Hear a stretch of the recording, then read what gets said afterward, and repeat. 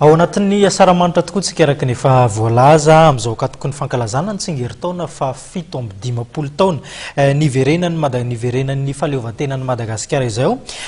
fanindran-dalana amin'izy ity ihany koa moa zany ny fetin'ny folo alin-dahy dia manana afatra ho an'ny rehetra na io sivily na miaramila ny ministry ny fiarovam-pirenena mba handrindrana sy hitandrona ny fandriampahalemana eto amin'ny nosy no tena votoatiny izay afatra izay ho arahantsika ary zay.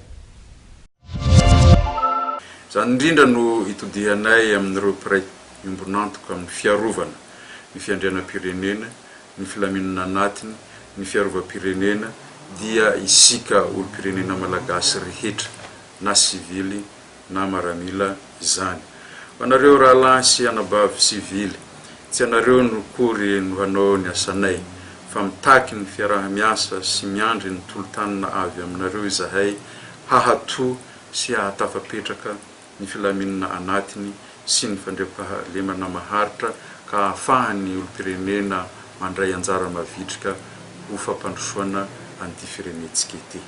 Ho antsika miaramila eo anivon'ny 10 alin-dahy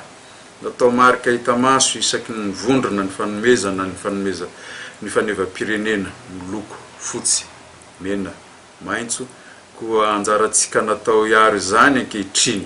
ny manavao ny safiditsika ho mendrika ireo adidy masina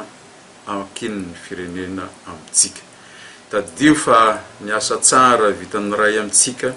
dia laza tsara ho an'ny 10 alin-dahy iray manontolo ary ny fihetsika mamohetra sy mamoa fady ataon'ny ray na ny vitsivitsy kosa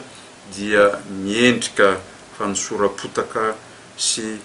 mampirefarefa ny 10 alin-dahy iray manontolo. Tsy hanome rarin'izay mety ho fositry